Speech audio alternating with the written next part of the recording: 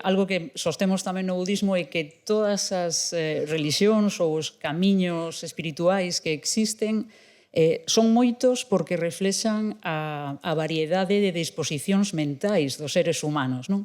Pero o que nos une a todos é esa búsqueda de felicidade, o non querer sufrir.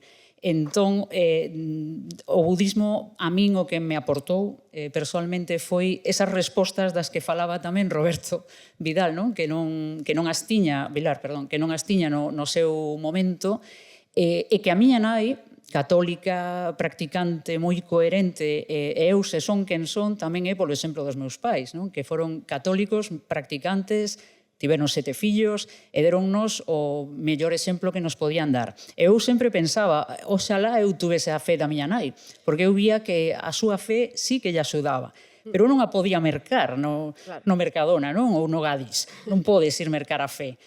Pero sí continuei a búsqueda. A min chegar o Dharma, o budismo, que ten un pouco do que falaba Tania, ten un pouco do que evidentemente expón o bispo de Mondoñedo, Ferrol, e ten tamén parte do que fala Roberto.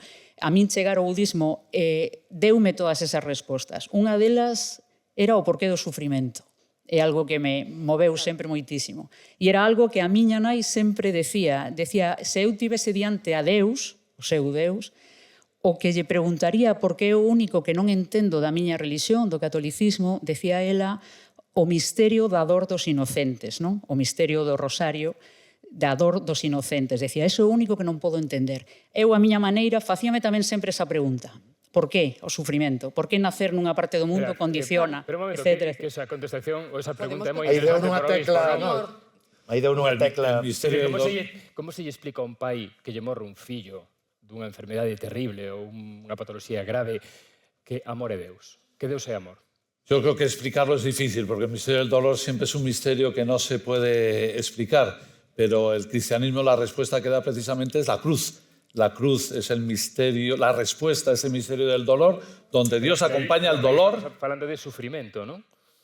Sí, claro, pero Dios sufre con nosotros en el misterio de la cruz y ese misterio de la cruz nos lleva a la resurrección. Esta es la respuesta que el cristianismo da. Sí, pero ¿qué lle contestamos a un pai que lle morre un fillo? Yo creo que ante este momento lo único que hay que hacer a veces es acompañar en el silencio.